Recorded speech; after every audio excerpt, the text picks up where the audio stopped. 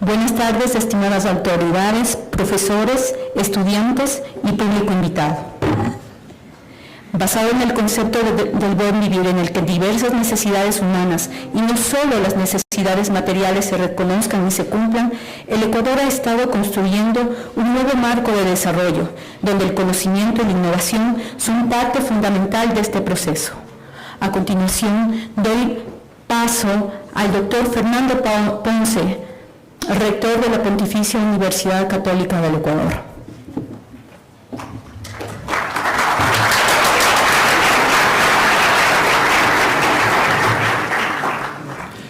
Buenas tardes con todos y con todas.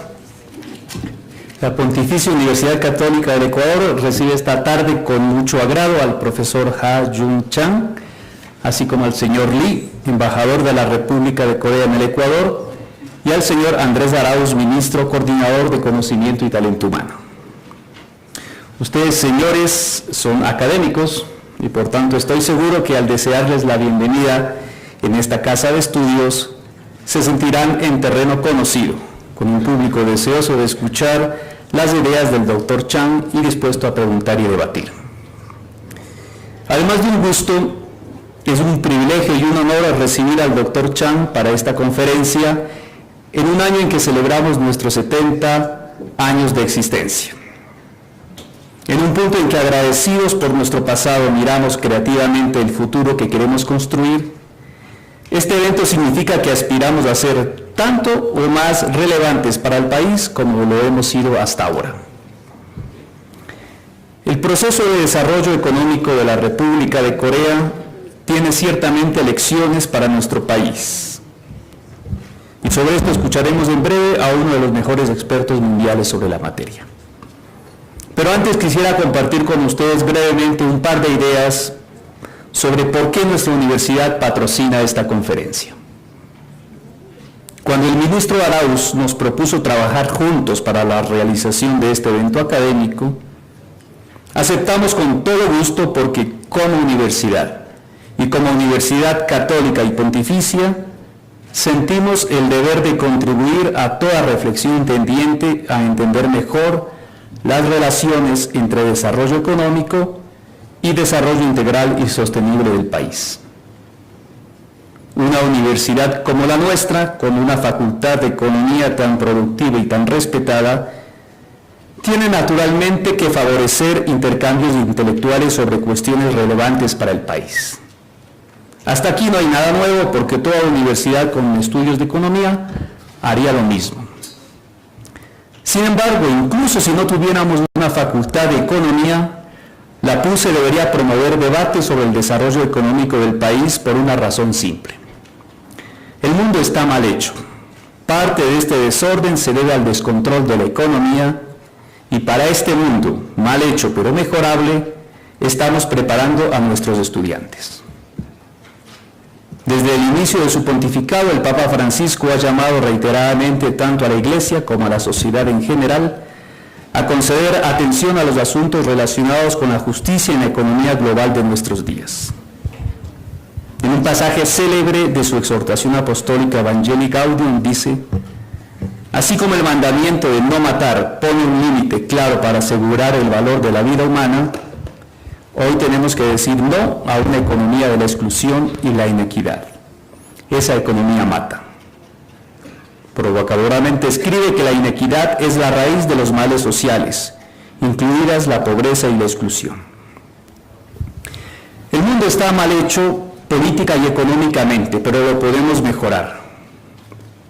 La escandalosa concentración de la riqueza en América Latina y en el Ecuador, solo para referirme a este hecho, no es una fatalidad, sino el producto de decisiones concretas de grupos y personas con nombres y apellidos.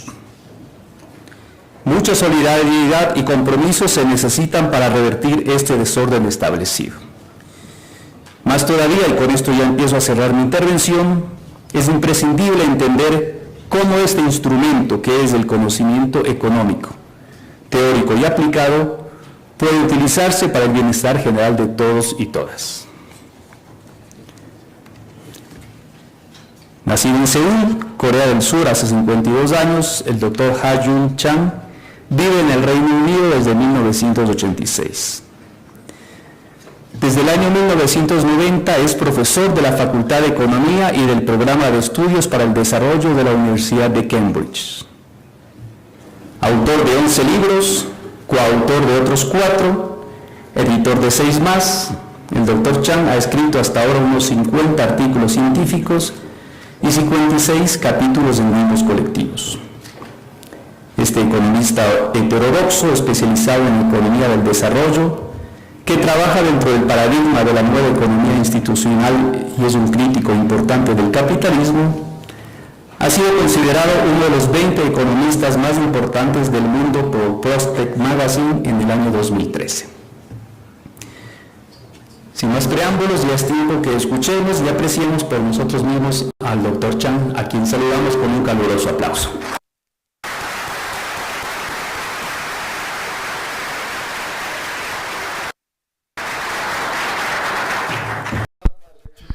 Voy a comenzar mi conferencia con un par de historias.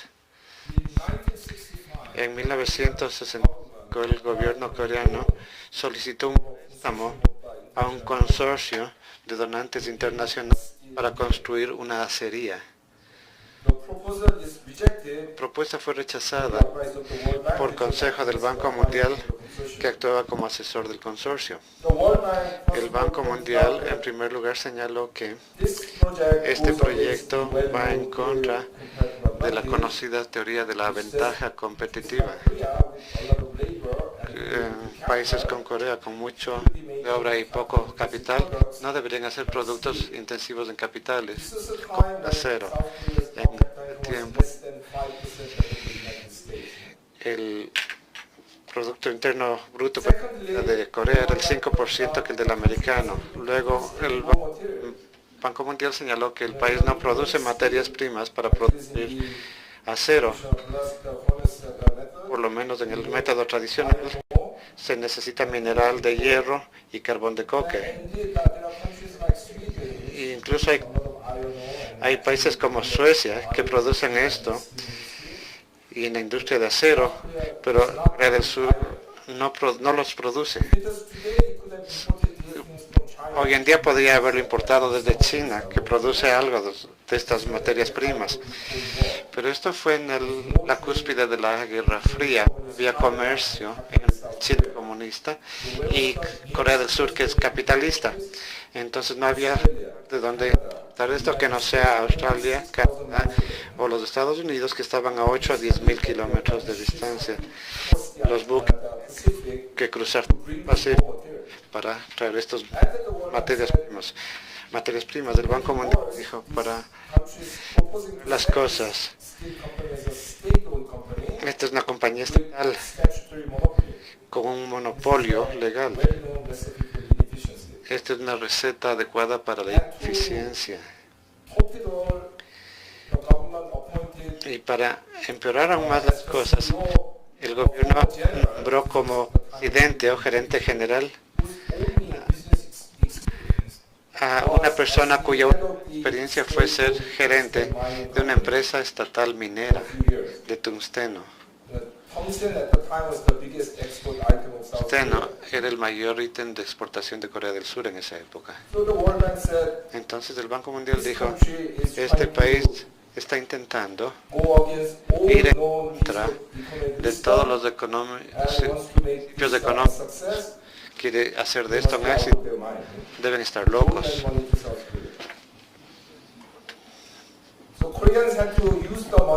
Los coreanos usar su dinero que obtuvieron de Japón. Establecieron una compañía en 1968, comenzaron producción en 1973 y a mediados de los 80 convirtieron en uno de los productores de acero más competitivos del mundo. Hoy en día esta compañía se llama POSCO. Es el cuarto mayor fabricante de acero en el mundo.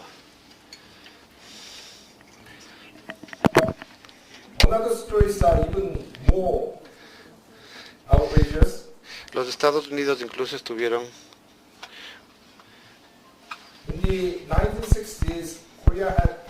más indispuestos. En Estados Unidos, compañías que producían automóviles. The biggest car company at the time, Hyundai, La mayor compañía automotriz del mundo very well known these days, era Hyundai. was producing cars with Producía carros, in joint venture with Ford. una empresa conjunta con Ford, y producía 6 carros al Basically día. less than 3,000 cars a year. Entonces fabricaban menos de 2.000 carros Glorified al año. mechanics show.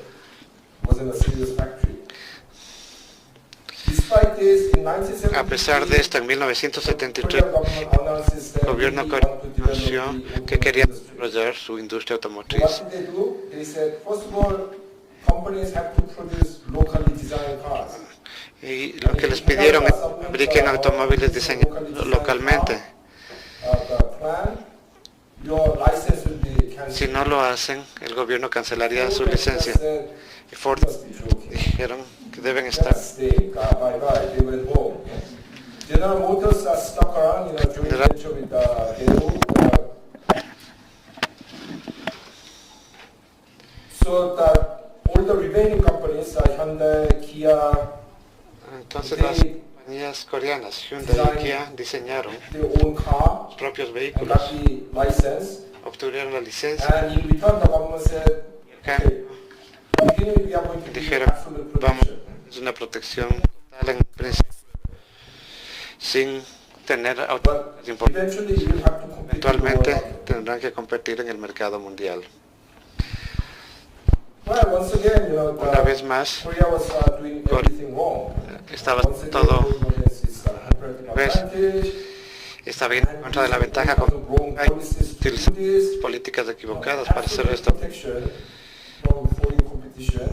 con protección total de la competencia extranjera, Various explicit and implicit subsidies. subsidios And implícitos, a lot of government implícitos regulations on y muchas what companies reglas can and cannot fundamentales do. sobre qué se puede hacer y qué no se puede hacer.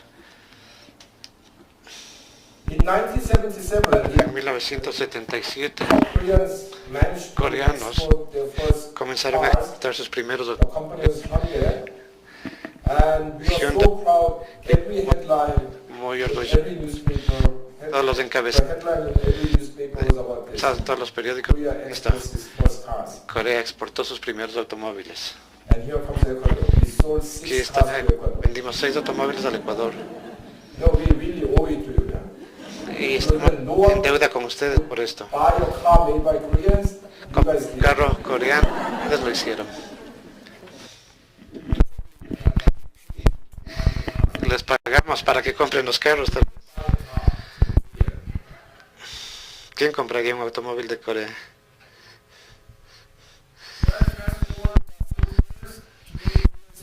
Años más adelante, Corea es el quinto mayor productor de vehículos en el mundo. Hyundai, la compañía coreana, que es parte, tiene Kia también.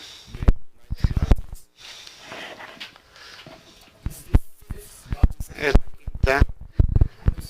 el quinto mayor fabricante en el mundo. Produce más carros que Ford, la compañía que inventó la era de los vehículos a motor.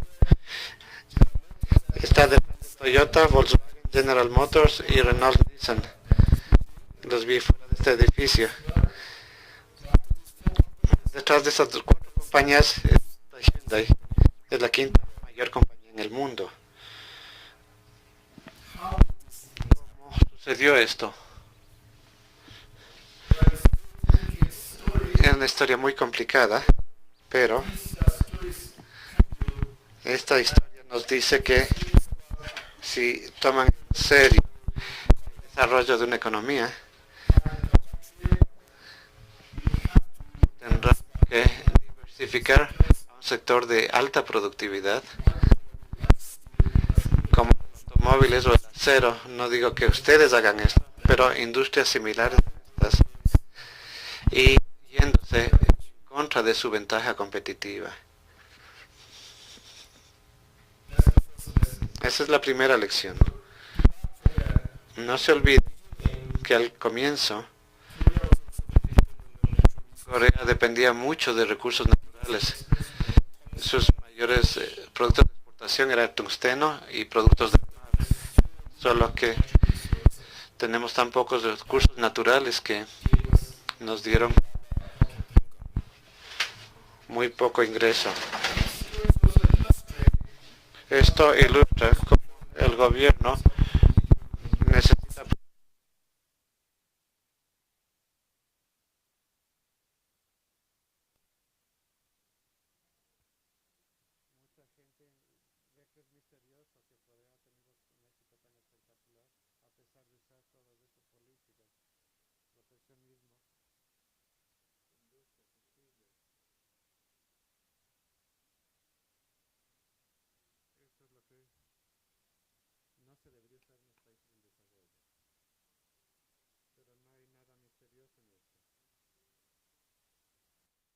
economy by using these policies.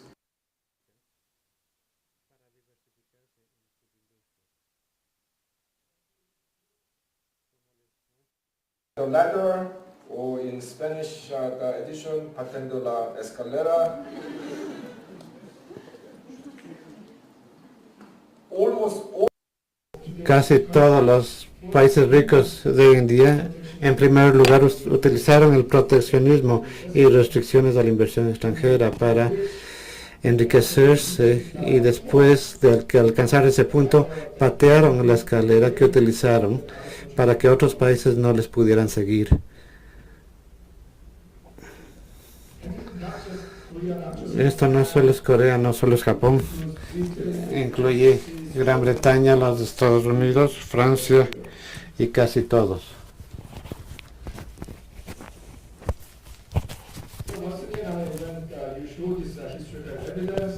Después de ver esta evidencia histórica, la gente dice, hay algo que no está bien ahí, porque la teoría económica no puede limitarse al libre comercio, al libre mercado. Una vez más, eso depende de las teorías económicas que estén leyendo. En realidad hay muchas teorías económicas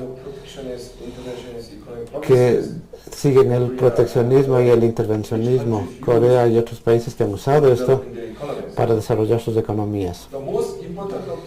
Lo más importante es lo que se llama el advenimiento de las industrias incipientes. Esto es muy simple.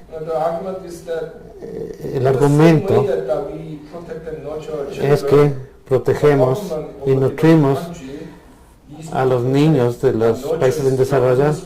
También protegemos y nutrimos a las industrias incipientes respecto a la intervención política. Este argumento fue inventado por un norteamericano. No era cualquier norteamericano, un americano que es tan famoso que todos ustedes saben quién es, aunque ha estado muerto por más de 200 años ya, solo que ustedes no saben quién es. Este señor, Alexander Hamilton, fue nada menos que el primer ministro de Finanzas, o lo que dicen secretario de la Tesorería de los Estados Unidos.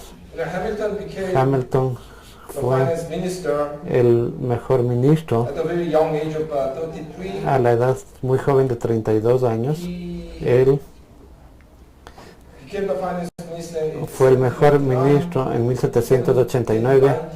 En 1791 él reportó al Congreso americano y esta teoría de la industria incipiente es su mejor invento. Él argumentó que era un visionario.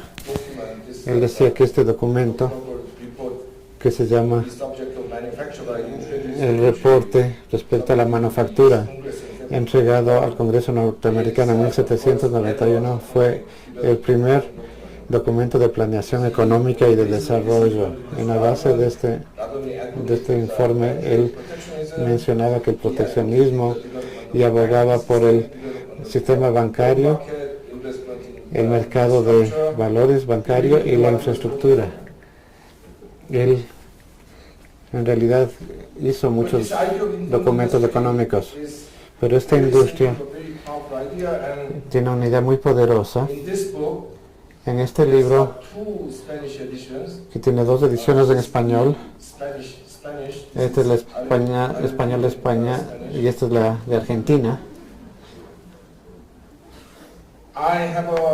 chapter tengo un capítulo titled My 6-year-old son should que be se llama Mi niño de 6 años debería tener un trabajo, y les voy a explicar esto respecto al trabajo infantil. En el trabajo les digo que mi niño de 6 años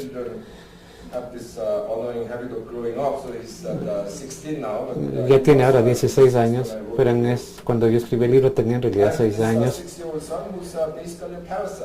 Es básicamente un parásito. Yo pago todo lo que él hace, su comida, su hospedaje, su agua, educación, su televisor, sus juegos de Nintendo. Es muy caro mantenerle. Y luego yo me doy cuenta, ustedes saben, él tal vez debería ir a Pakistán o Perú. Hay niños que trabajan desde la edad de 4 o 5 años. Él puede caminar.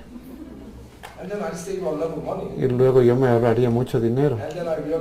Y luego me di cuenta que esta es una solución difícil, porque si él va a trabajar, no solo que yo me ahorraría mucho dinero, sino que él sería una mejor persona y él ya estaría compitiendo en el mercado laboral. Las prácticas y las destrezas él ya hubiera adquirido antes que limpiar zapatos, vender chicles o limpiar ventanas de los carros en la calle. Y lo que él ya estaría haciendo. Entonces, no es una gran solución. Yo digo,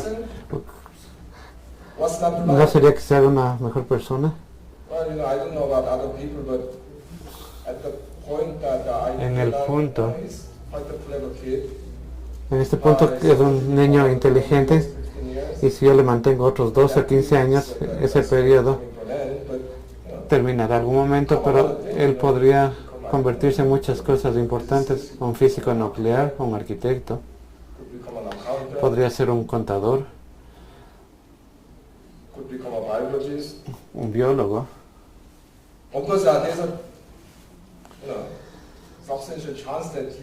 Hay una posibilidad también de que sea un desperdicio de tiempo.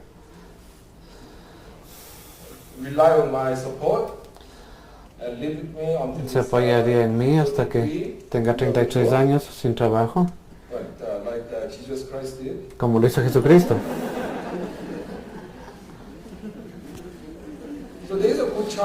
Hay una buena posibilidad de que esté desperdiciando mi dinero no enviándole a trabajar a la edad de 6 años.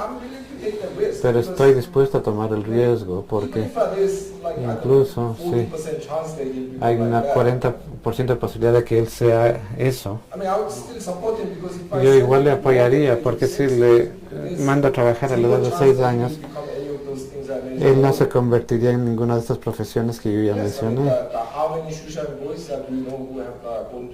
Hay niños que lustran los zapatos, que han llegado lejos. El único ejemplo que yo conozco que fue el presidente de Perú, que comenzó como lustrabotas y luego se hizo Toledo, se convirtió en presidente del Perú porque un jesuita que le encontró le envió a la escuela. Él no se convirtió en presidente por ser lustrabotas. Él fue y estudió, fue a la escuela y estudió. Este argumento está en el centro, o la razón por la que hablamos de un rol central del gobierno en desarrollar industrias de alta productividad en economistas del desarrollo. Hay muchas otras teorías, pero solo para mostrarles el rango de teorías que vienen de una serie de economistas de alto nivel que están abogando por la intervención gubernamental y han usado estas teorías para promover políticas como Stiglitz, algunos de los marxistas. No es porque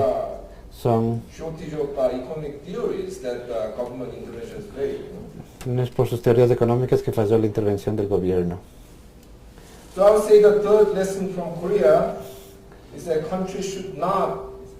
Corea, entonces accept the dominant free market economics, no es, explore different economic no es que debe aceptar de forma crítica las teorías dominantes, sino que debe explorar las teorías económicas para ver cuáles calzan mejor. because economic development is a Porque el very complex desarrollo challenge, económico es un and desafío no muy single complejo theory can y ninguna teoría individual puede proveer todas las respuestas. development is El desarrollo económico es tan complejo challenge that all different countries face. que todos los diferentes países tienen diferentes desafíos. Now, when I say that developing country governments should actively Desarrollo del diversification gobierno of high productive industries, debe promover la diversificación hacia industrias de alta productividad. La gente dice es lo justo, pero in the same basket, no hay que poner todos los huevos en la misma canasta. Pero ¿cómo se selecciona esas industrias? Esta es una pregunta importante. but the widespread view is that basically you need La visión más amplia es que se necesita diversificar natural advantages. desde sus ventajas naturales. En Ecuador ustedes tienen petróleo, tienen banano, flores, cacao, productos del mar. And you should diversify. Entonces se alienta a que el Ecuador se diversifique a través de estos productos. Route, but Es obvio, strategy has important limitations. pero estas estrategias tienen limitaciones importantes. En primer lugar, la mayor parte de las tecnologías de alta productividad están relacionadas con recursos naturales de forma más remota. Por ejemplo, en la electrónica, las materias primas no cuentan mucho. Los microchips están hechos de silicón, que es básicamente arena. Todos los países tienen arena. Entonces, ¿por qué deberían los coreanos y los japoneses ser buenos en fabricar microchips? No es porque Ecuador no tiene arena que no son buenos fabricando microchips. En industrias como las del automóvil hay tantos tipos distintos de materias primas que se requieren. Ningún país puede decir que tiene una ventaja natural para esto. Se necesita hacer la carrocería, se necesita aceite para los plásticos, petróleo, tal vez cuero para cubrir los asientos. Se necesita el caucho para las llantas. Hay que importar todo esto de muchos países. Siempre se puede importar las materias primas. No son tan importantes. Pues si son tan importantes las materias primas, ¿por qué es que Corea es buena fabricando acero?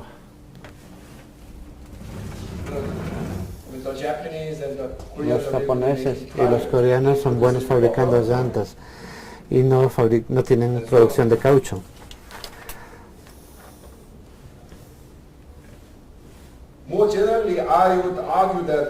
Generalmente yo podría arguir que a menos que se diversifiquen hacia industrias que no están relacionadas a sus recursos naturales, no se puede alcanzar altos niveles de productividad. No olviden que en los años 50, antes de los éxitos industriales, el mayor producto de exportación de Japón era seda y la mayor exportación de Corea era el mineral de tungsteno. Lo mismo para las compañías. Samsung, al comienzo, era una compañía que exportaba vegetales y productos del mar. No tenía nada que ver con electrónica. Luego producía textiles y azúcar. Entonces, en los años 60, si alguien les hubiera dicho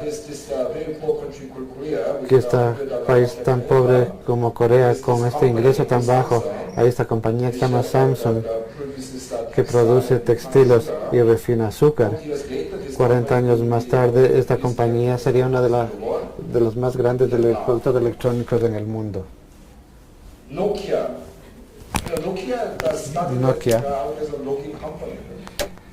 Nokia está haciendo automóviles. Finlandia solo tiene los árboles y hacen botas de caucho para los madereros que cortan los árboles. No se tiene éxito sujetándose a las ventajas naturales. Muchas veces sí, pero no es suficiente.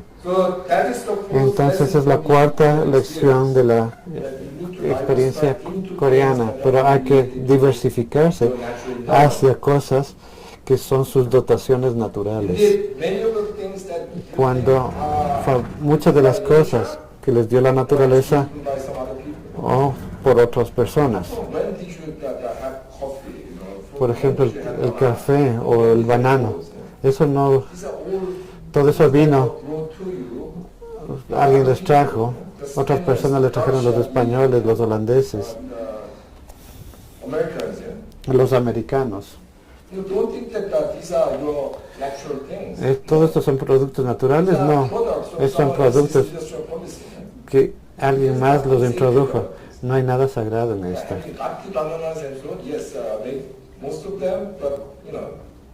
Fabricamos la mayoría, pero no piensan que tienen que diversificarse a partir del banano. El banano podría desaparecer.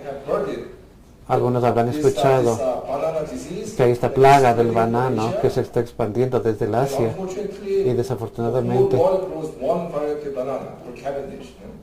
están acabando con una especie que se llama Cavendish. Y a menos que se invierta en otra variedad que sea resistente a las plagas,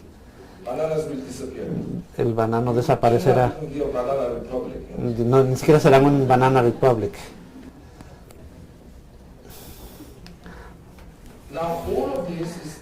Todo esto no es para ignorar sus industrias tradicionales. Lejos de eso. Toma mucho tiempo desarrollar industrias de alta productividad. Le tomó a Japón 40 años penetrar en el mercado mundial de automóviles. Le tomó 20 años a Samsung hacer utilidades en semiconductores. A Nokia le tomó 17 años ser rentable en electrónica.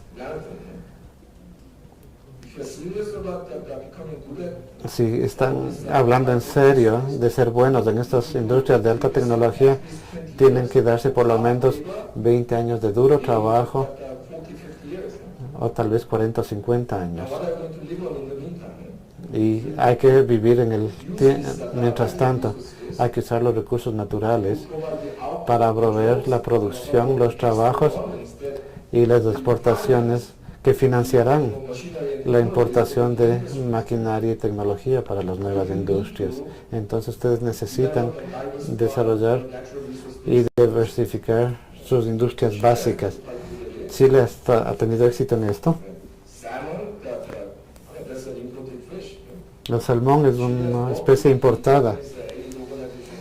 Los chilenos trabajaron con la organización japonesa para desarrollar las clínicas para desarrollar el salmón en Chile. Entonces, este tipo de cosas son muy importantes también. También hay que tener el alcance para mejorar las industrias tradicionales. Por ejemplo, el caso de Holanda es muy ilustrativo. Es un país que, a pesar de tener condiciones naturales muy desfavorables, especialmente falta de tierra, se ha convertido en el tercer exportador más grande en el mundo.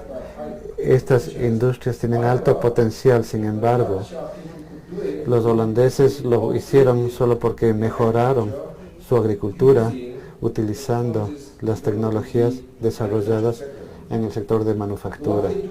Lo que hicieron tienen muy poco territorio, entonces construyen estos invernaderos, estas repisas grandes, y tienen estas camas de agua en donde cultivan plantas, no necesitan la tierra, se alimentan a intervalos regulares con químicos de alta calidad, fertilizantes que producen compañías holandesas como AMSO. Utilizan alimentación controlada por computador, fabricados por compañías electrónicas como Philips, y exportan a todo el mundo utilizando todas estas técnicas superiores desarrolladas en el sector manufacturero. Esto es muy poderoso, la capacidad de desarrollar. Una vez vi un estudio que mostraba que el 40% de los frutos y vegetales que se cultivan en India se pierden debido a una logística ineficiente. Posiblemente no es tan deficiente en Ecuador, pero estoy seguro que lo pueden mejorar muchísimo.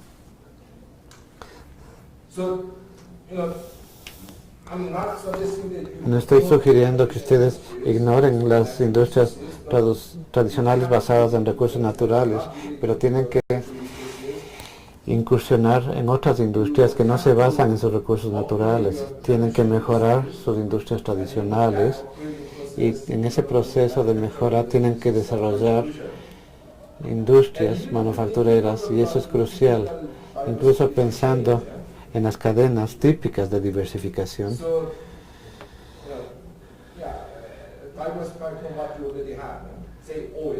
Digamos, usando lo que ya tienen, digamos petróleo. Visité algunos países productores de petróleo que repentinamente, con la caída de los precios, están más interesados en diversificarse. Kuwait, Kazajstán. Y cuando hablan con ellos, tienen una imaginación limitada respecto a la diversificación. Tenemos petróleo, podemos desarrollar la industria petroquímica. Tenemos petróleo, nos dará energía barata, entonces podemos desarrollar energías intensivas en industria como fundición de aluminio. Pero no pasaron de ahí. Incluso ahí se puede impulsar las cosas más allá, porque, por ejemplo, pueden tratar a las compañías petroleras como compañías de energía, y de hecho muchas compañías petroleras de los países ricos están intentando diversificarse hacia otras industrias de energía renovable, porque saben sobre energía,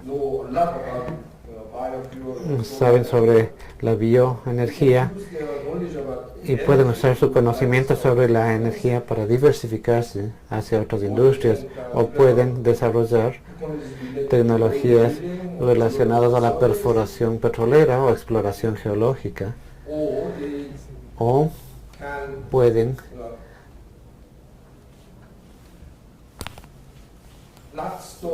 no quedarse fabricando productos básicos de la petroquímica, sino, digamos, este es solo un ejemplo, pero he usado esos productos petroquímicos para desarrollar fibras sintéticas, de lo cual pueden diversificarse a textiles, diseños de moda, o diversificarse a plásticos u otros materiales más avanzados como fibra de vidrio, fibra óptica o nanomateriales. Son solo sugerencias, no estoy diciendo que Ecuador lo haga por este camino, pero cuando se trata de la diversificación en base a productos naturales, pueden ser más imaginativos.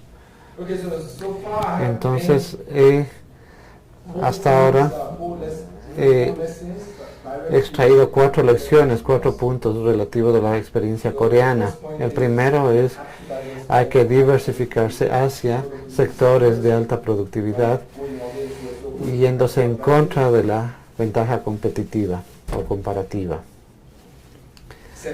En segundo lugar, el gobierno debe jugar un rol activo en este proceso.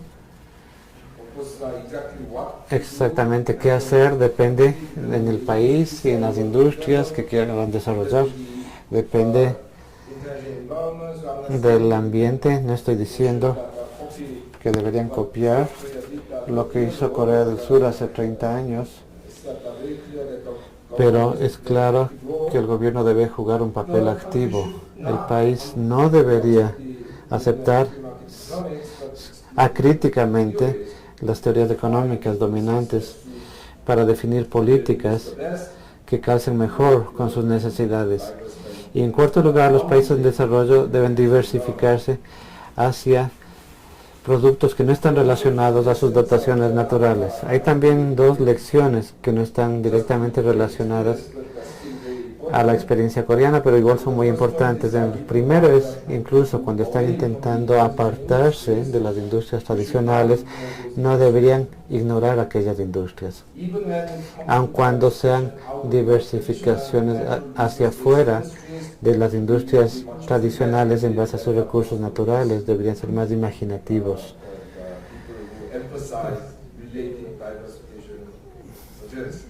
Que lo que sugiere la mayoría de la gente respecto a la diversificación.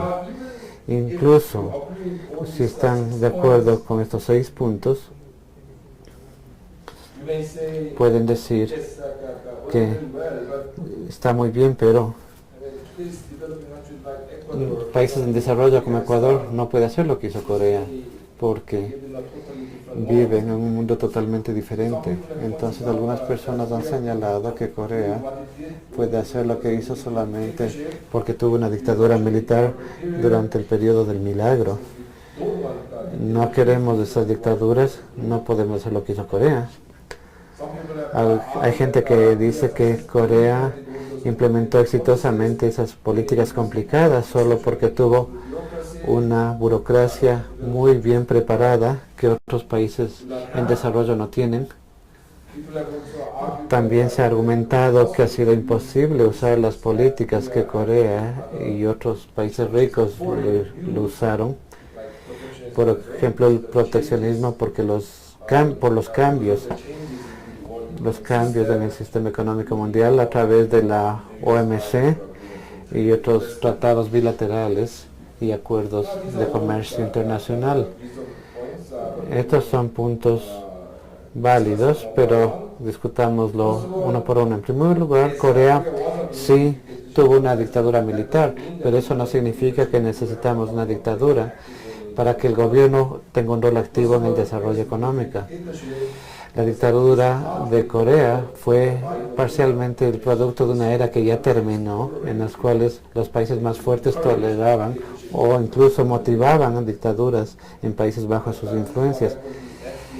Eso es lo que yo llamo el principio FDR, Franklin Delano Roosevelt. Aparentemente, cuando uno de sus asesores le dijo que este dictador que se llamaba Somoza, el padre Somoza, no el más joven, que le votaron los sandinistas, sus asesores le dijeron a Somoza que es un hijo de perra, tenemos que hacer algo al respecto. La respuesta de Roosevelt fue: yo sé que es un hijo de perra, pero es nuestro hijo de perra.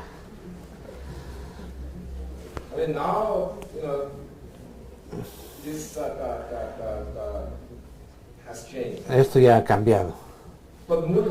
Pero más importante, muchos países democráticos como Francia, Austria, Noruega, Suecia, Finlandia, Japón, tienen un Estado fuerte que interviene activamente en la economía. No es que necesitemos una dictadura para tener un gobierno activo. Respecto al argumento que Corea tiene una burocracia muy competente, debemos preguntarnos en primer lugar, ¿qué es una burocracia competente? Una buena política industrial no requiere personas con PhDs en MIT y en Oxford. En general, el conocimiento de la economía dominantes no es necesario. Puede ser incluso negativo. Durante los años más importantes, los ministerios de economía eran abogados en Japón y Corea y eran ingenieros en Taiwán y en China. Había muy pocos economistas. Y lo poco que sabían de economía era del tipo equivocado. Básicamente tenían las escuelas de Karl Marx, Friedrich List y Joseph Schumpeter. No era la economía neoclásica. Más importante, burócratas de alta calidad, no es imposible lograrlos, tanto como la persona agente. La persona puede quedar impactada cuando les diga que Corea exportaba funcionarios para que se entrenen en Filipinas y en Pakistán. Estos eran los chicos dorados del Banco Mundial. Filipinas era el segundo país más rico de Asia en el momento. Pakistán era la preferida del Banco Mundial. Entonces el Banco Mundial, para que les dé dinero a Corea, tenía que mandar gente a esos sitios para que aprendan. No tuvimos eso desde el inicio, una burocracia de buena calidad. Sí, me he encontrado con muchos funcionarios en Ecuador y puedo decirles que tienen funcionarios que son tan buenos como el mejor. Entonces, que eso no sea una excusa. El punto último, es más serio, es la reducción del espacio para políticas. Estas reglas de comercio internacional, en primer lugar, hay muchos, esto es un argumento válido, pero muchas veces se lo exagera. En primer lugar, hay muchas medidas de política industrial que pueden ser utilizadas legalmente con o sin la Organización Mundial del Comercio. Hay algunas, no se aplican algunas medidas para países en desarrollo o se aplican indulgentemente a los países en desarrollo. Eso aplica a los países de menor desarrollo, pero los países en desarrollo tienen más recursos y tienen alguna dispensa. Pero más importante, algunas políticas económicas son domésticas en su naturaleza y no están sujetas a acuerdos internacionales, políticas de adquisiciones, apoyos a pymes, uso de empresas estatales, impuestos para exportación son temas domésticos y la OMC no tiene jurisdicción en estas políticas. Hay ambigüedades en ciertas reglas y en su aplicación y esto crea un alcance mayor para impulsar ciertas políticas hasta que sean detectadas. Pero incluso dentro del régimen de la OMC o las áreas que cubre la OMC, todavía hay cierta libertad de maniobra. Las tarifas pueden ser utilizadas, las aranceles. La OMC no prohíbe aranceles, lo único que se requiere es que se fijen, es decir, se establezcan topes sobre los cuales no van a elevar más los aranceles, y esto se hace por parte de la industria. Entonces no todos los países no han puesto límites a sus aranceles, pueden elevarlos más todavía. Muchos han puesto sus aranceles de alrededor del 20 o 30%. Y esta tarifa en los países en desarrollo es como el 10%. Entonces todavía hay como elevar un poco más los aranceles. Es posible también, aunque difícil, renegociar estas tarifas para ciertos productos. Hay ciertos productos que realmente piensan que deben tener mayores aranceles, pueden todavía hacerlo. Los países en desarrollo pueden también aplicar aranceles adicionales o restricciones cuantitativas para tratar problemas de balanza de pagos. Ecuador ha usado esto algunas veces y en los días de antes de la OMC, Corea del Sur usaba esto todo el tiempo. Siempre teníamos una crisis de balanza de pagos. La gente se olvida que hasta mediados de los años 80, Corea del Sur era el país con la cuarta mayor deuda en el mundo, después de Brasil, México y Argentina.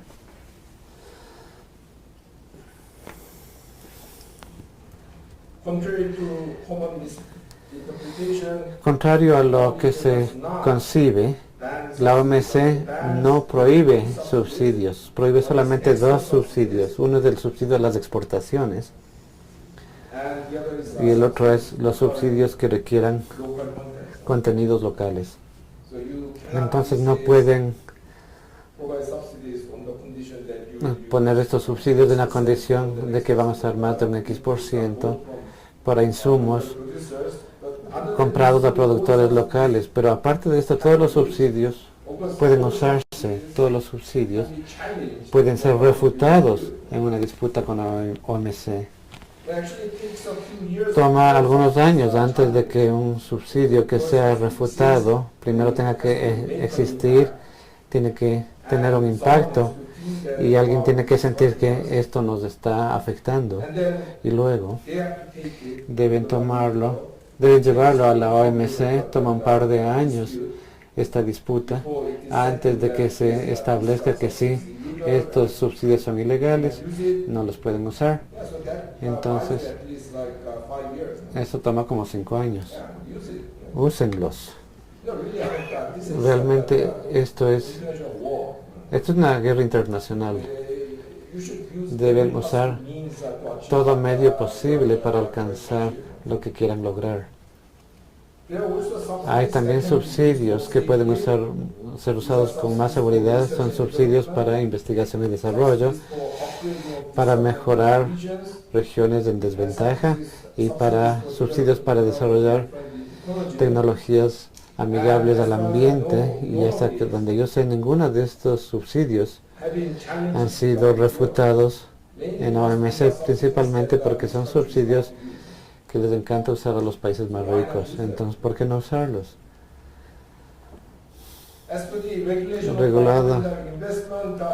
En relación a la regulación de la inversión extranjera, hay 2 restricciones.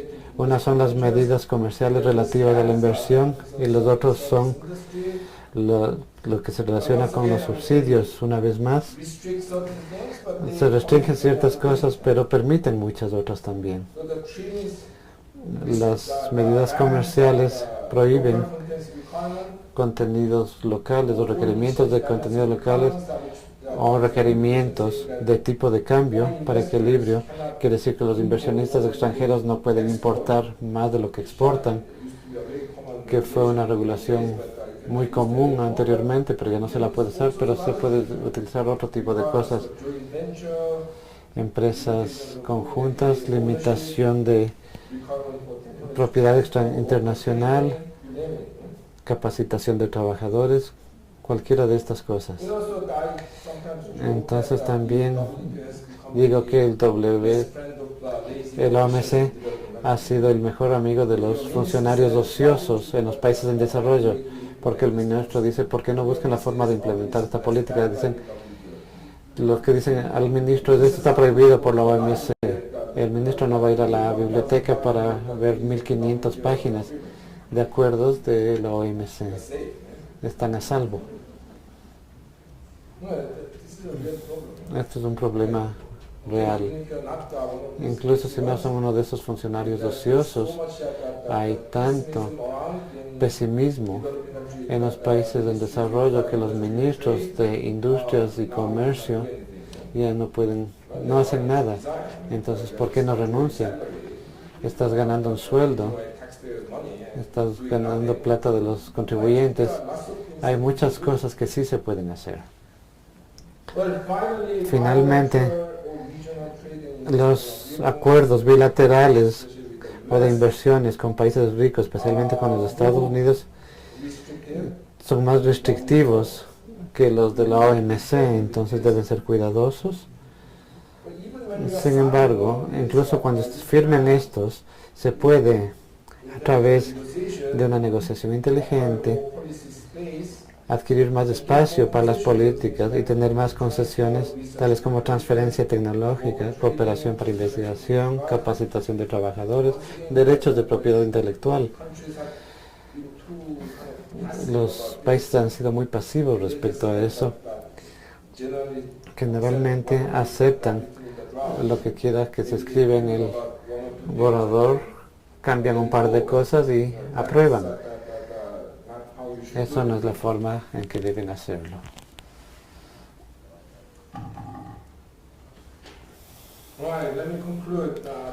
Para terminar, he tratado de mencionarles algunas lecciones de la experiencia de desarrollo de Corea. Pude mencionar solo los temas más prominentes, pero les he podido ofrecer alguna percepción de la necesidad de la diversificación económica y la mejora y el rol importante que el gobierno debe jugar en el proceso. He examinado también temas como democracia, la calidad de la burocracia, el sistema económico global, para ver si las diferencias en condiciones que enfrentan lo hacen imposible para que los países en desarrollo hoy en día, como Ecuador, puedan aprender de la experiencia coreana.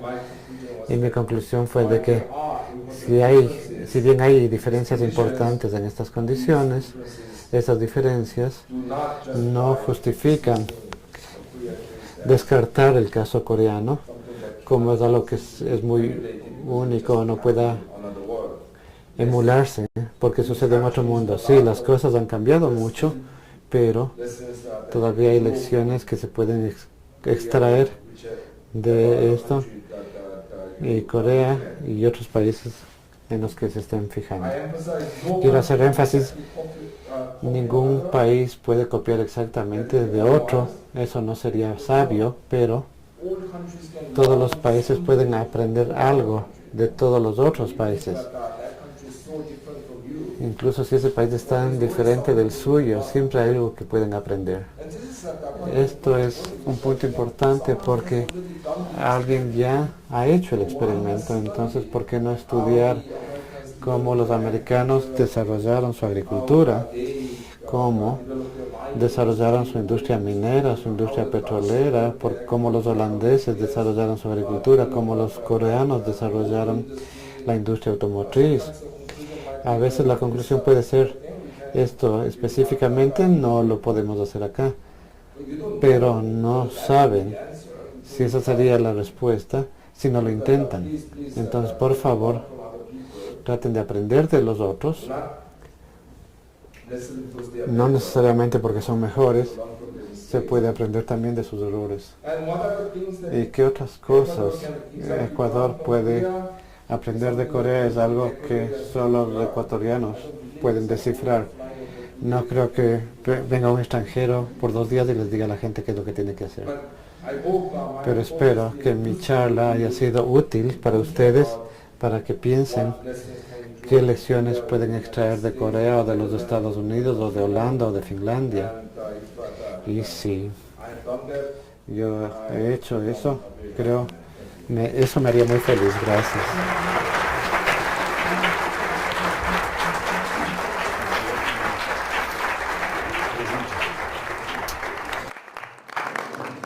Agradecemos la intervención del Dr. Chan. A continuación, abrimos un espacio de preguntas por parte del público. Quienes deseen hacer la pregunta, por favor, levantar la mano y se les acercará un micrófono.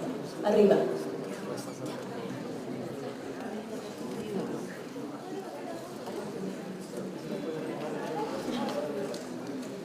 Mi pregunta es, ¿cuál de sus documentos o de sus textos usted profundiza el costo social que significó para Corea del Sur alcanzar el desarrollo?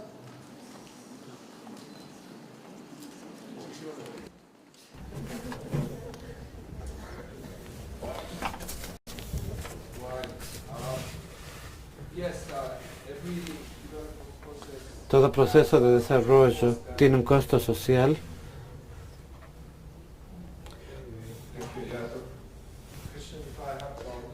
Si comprendí la pregunta,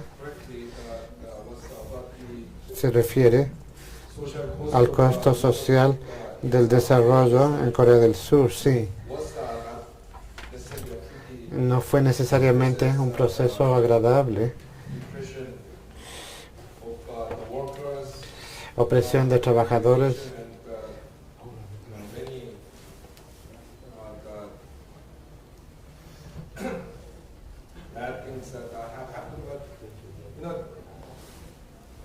on the other hand, I have to emphasize that the economic development is not just about material production, because it also changes the way society is organized and gives voices to more people. In the traditional society, for example, women are oppressed. Because in traditional society, you are basically relying on muscle power, and men have more muscle power than women. So in all societies, you have the gender discrimination, and the only way to solve this, ultimately, is by making muscle power useless. Yeah, Korea used to be, it still is, but used to be incredibly sexist country. We had the largest gender wage gap in the world, I believe. But today, the Korean women are really educated. They are moving up the social ladder. I predict that we may not become Sweden or Finland quickly, but give another generation, it will be a totally different society. Something like that would not have happened if we stuck to agriculture and remained in the traditional industries. So there are, of course, social costs of economic development, but economic development also enable you to build a better society in many ways. So you have to balance these things. I'm not saying that Korea did these things always right. And there were lots of problems, lots of conflict. But if you say, well, we shouldn't industrialize and develop because we are worried about those social costs, then you are really getting your priority wrong.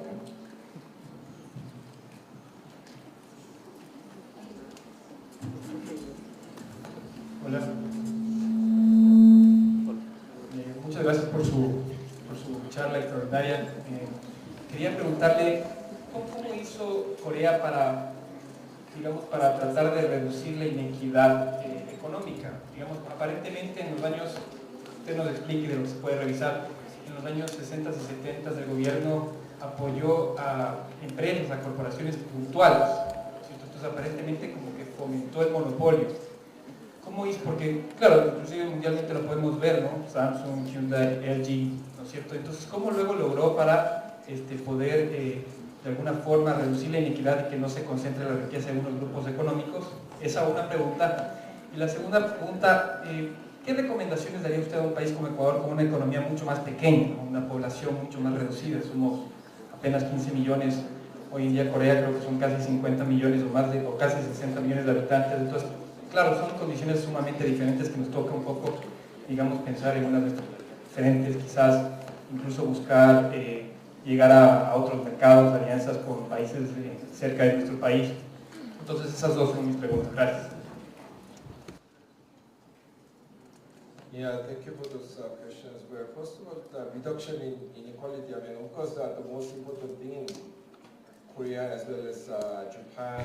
Igual que en Japón, en Taiwán, en los primeros días fue la reforma agraria. Teníamos una reforma agraria que básicamente dividía a la tierra, ponía topes muy estrictos de la cantidad de tierra que podían poseer. En el caso de Corea era 1 hectárea, porque no había suficiente tierra y habían otras restricciones que reducían la inequidad, como la protección para tiendas pequeñas y empresas pequeñas, y también incluso dentro de estos conglomerados monopólicos. Esto ya está cambiando, pero teníamos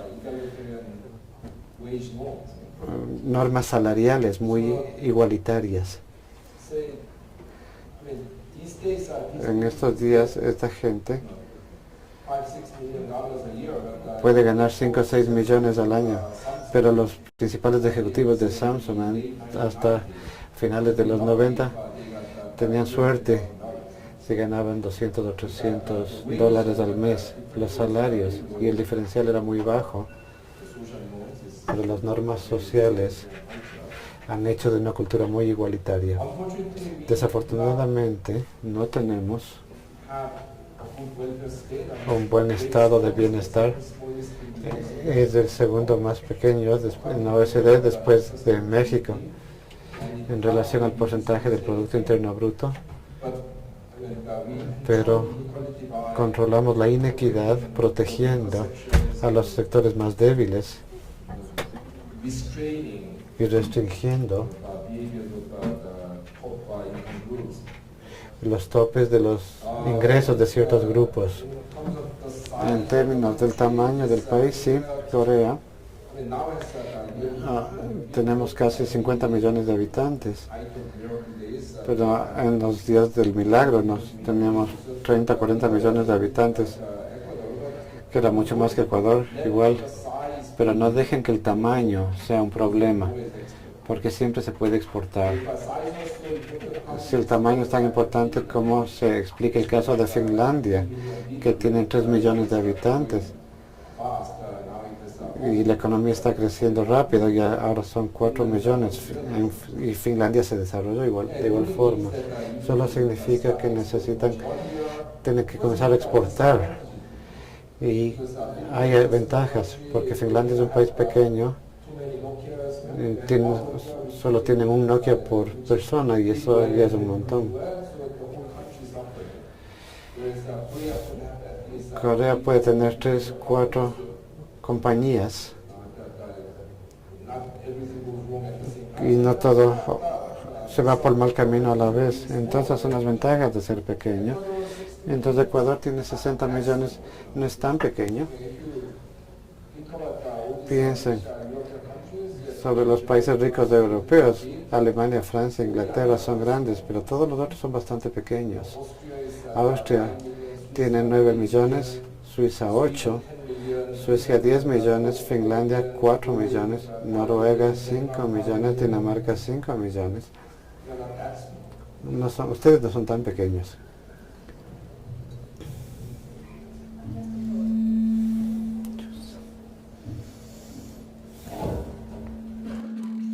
Good evening. I have 2 questions. The first one, about your insights, like showing that the emperor is naked. And since the very beginning of the economics of science, with, as you pointed out, Hamilton, then with Frederick List, Marinescu, even Krevich, all these voices speak these insights. My question is about all these people have very big problems against the main Orthodox academics. I want to ask if you have such problems, and if you haven't, you face them. And the second, giving all these insights you speak, wouldn't you truly say that democracy is like a little bit of a problem, too much democracy, perhaps to lower the achievement of these things? Thank you. Okay, the first one, I think you are asking whether Está preguntando si he discriminado porque no soy un economista ortodoxo. Sí, es parte del trabajo. Pero mi visión es que si voy a decir algo en lo que no creo, por lo menos tienen que pagarme bien. Si yo quisiera decir algo que va con la corriente para aprobarse, yo sería un banquero de inversión. ¿Para qué trabajar con un sueldo bajo en la academia y decir algo en lo que no creo? Esa es mi respuesta. Por supuesto que hay una gran discriminación. El amigo noruego Eric Reiner, que dice, Martín Lutero nunca le dieron una beca del Vaticano. La democracia, la gente dice que cosas malas sobre la democracia porque no han vivido en una dictadura. En serio, no lo recomiendo a nadie. Esto es algo que ustedes no quieren.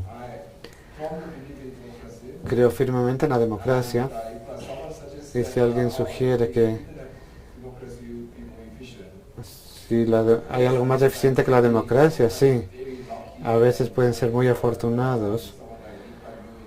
Tener a alguien como Lee Kuan Yew en Singapur, generalmente no se tiene a alguien así.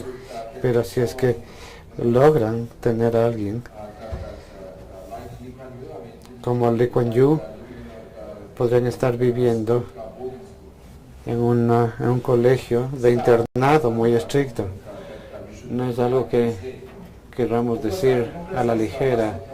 La democracia, por supuesto, tiene muchos problemas, pero Winston Churchill una vez dijo, es el peor sistema económico aparte de todos los otros. Es el peor sistema político excepto todos los otros.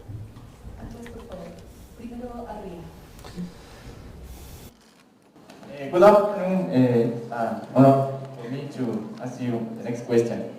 As Mogudon Robinson, the authors of Why Nations Fail, they say that only inclusive institutions, only inclusive nations with inclusive institutions are the only ones who can achieve sustainable long-term growth. In that sense, some analysts here in Ecuador say that here we are having, or we are going towards an authoritarian government, so not so inclusive one, it's maybe an obstructive one.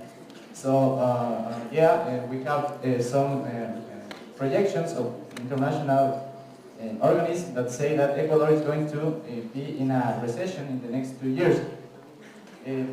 So in that sense, I want to ask you, do you think that maybe Ecuador is achieving a limit, or maybe we're having too much interventionism, too much big state?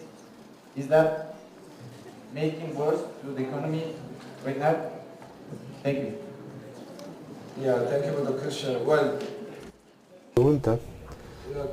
Ecuador's current recession has nothing to do with La system. recesión en el Ecuador no tiene nada que ver con el sistema político. That's not the point, but yes, I mean, political institutions are important. Why I totally agree with this Asimovu Robinson thesis, because they tend to kind of find ex post justification of some countries' institutions as inclusive. Lamento no traducir, el micrófono no funciona bien. Because that when you look at the European countries, North American countries, when were they inclusive? For God's sake, I mean, Switzerland gave the women votes in 1971. So that it should be a total disaster. The U.S. gave the blacks voting rights in the South only in 1966. Australia gave the non-whites voting right only in 1962. These countries were not inclusive. Yeah, maybe if you are a white male, yes. But I don't call that inclusive. So compared to those countries, Ecuador today is a lot more inclusive. And I think that you have to be careful. I mean, there's such kind of, I don't know, the cultural imperialism from the Anglo-American countries. Whatever they do is inclusive, nice, democratic. Look at their history. Seriously, I mean, I think that yes, I mean, you might have some political problems, but it's nothing like what these countries had or still have. The U.S. now officially tortures people. So, En honor al tiempo, damos paso a la última pregunta. Claro. Buenas tardes, doctor. Mi pregunta está referente al sistema monetario que tenemos en el Ecuador. ¿Qué papel o qué limitante puede tener en un contexto como el que estamos de desaceleración económica y con los objetivos que tiene el gobierno de impulsar un cambio de matriz productiva, el estar en un sistema dolarizado?